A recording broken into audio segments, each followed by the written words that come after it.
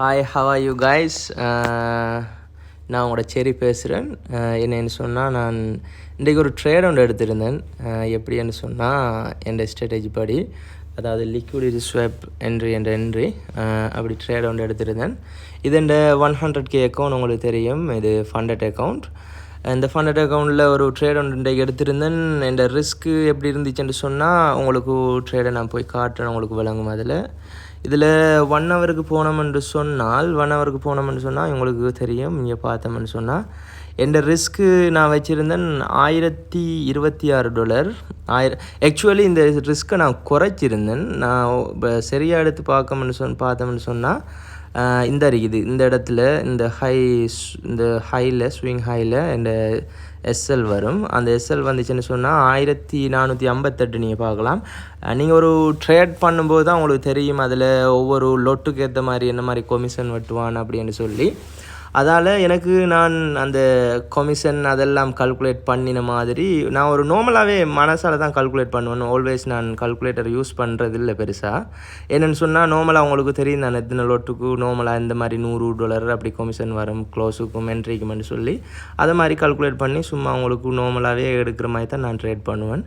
அதால் உங்களுக்கு பார்த்தா விளங்கும். இதில் நான் 440 வச்சுருந்தேன், எஸ்எல் வச்சுருந்தேன் நேரத்தோடு. அப்போ வச்சுருக்கும்போது இதில் 5 மினிட்டில் தான் இந்த என்ட்ரி வரும். அந்த 5 மினிட்டில் இந்த என்ட்ரியை இங்கே எடுத்துச்சு, இந்த இவடத்தில் எடுத்துச்சு இந்த என்ட்ரியை. நான் எப்போயுமே பெண்டிங் ஆர்டர் தான் போடுவேன் அநேகமாக. ஏன் பெண்டிங் ஆர்டரை நான் ப்ரிஃபர் பண்ணுறேன்னு சொன்னால், நான் நேரத்தோட லைவில் என்ட்ரி போடும்போது என்ன செய்யணும்னா, ஒவ்வொரு ப்ரோக்கரையும் பொறுத்து அந்த ப்ரோக்கருக்கு ஒவ்வொரு இடத்துலையும் என்ட்ரி பொசிஷன் எங்கே கேள்வி இருக்குதோ அந்த இடத்துல தான் அந்த பொசிஷன் கிளிக் ஆகும்.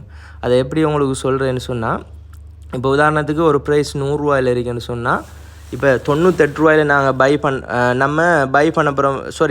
இப்போ $100 இருக்குது, நம்ம $98 ஒரு விஷயத்தை பை பண்ண போகிறோம்னு சொன்னால், மார்க்கெட் $100 இருக்கும்போது பை பண்ணாது தானே.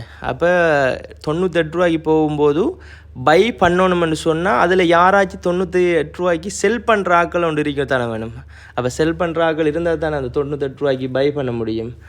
அதால் இப்போ இந்த இடத்துல மார்க்கெட்டை இப்படி போகும்போது $97 ஒரு ஆள் செல் பண்ணுறதுக்கு இருக்கிறார் அப்படின்றக்குள்ள நம்ம லைவில் ஒரு பை என்ட்ரியை போட்டோம்னு சொன்னால், அது $97 யார் விற்கிறதுக்கு ரெடியாக இருக்கிறாங்களோ லாஸ்ட் பிளேஸில் அந்த ஆக்கள்ற செல் பண்ணுறாக்கள்ற பொசிஷனை தான் எங்களுக்கு பையாக தரும். அதால் நம்ம லைவில் எப்பயும் போடும்போது அதில் ஒரு ஃபிக்ஸட் ப்ராப்ளம் ஒன்று வரும், அதில் ஒரு பிரச்சனை ஒன்று வரும்.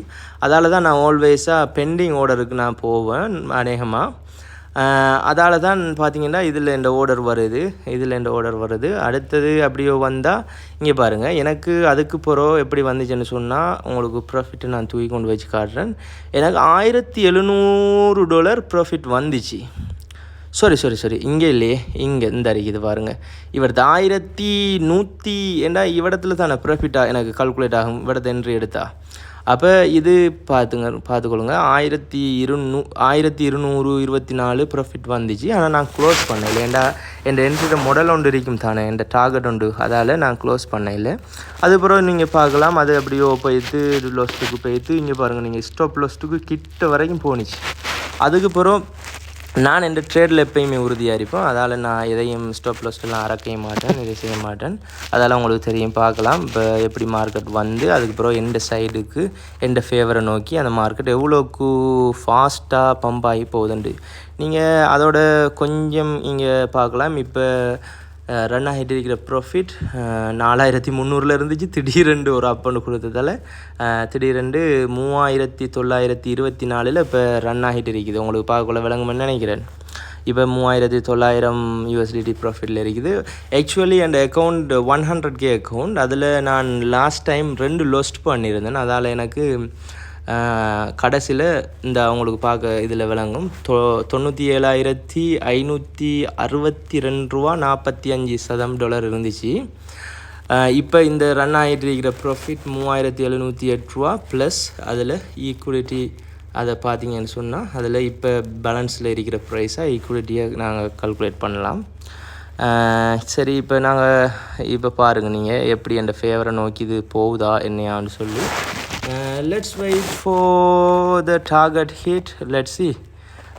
நான் இன்ஷால்லா உங்களுக்கு அப்டேட் ஒன்று தரேன், எப்படி என்ற என்ட்ரி எஸ்எல்ல ஹிட் பண்ணிச்சா இல்லை அதுக்கிடையில் என்ட்ரிக்கிடையில் நான் ஏதாவது மாற்றம் செய்தேனா, இல்லை சாரி அதில் மெசேஜ் ஒன்று வந்துட்டு ஏதாவது ஒரு என்ட்ரியில் மாற்றம் செய்தேனா இல்லாட்டி டிபியை ஹிட் பண்ணிச்சா என்று ஒரு தெளிவான டீட்டெயில்ஸோடு உங்களுக்கு அடுத்த ஒரு பதிவில் சந்திக்கும் வரை விடைபெறுகிறேன். உங்கள் செரி. பாய் பாய்.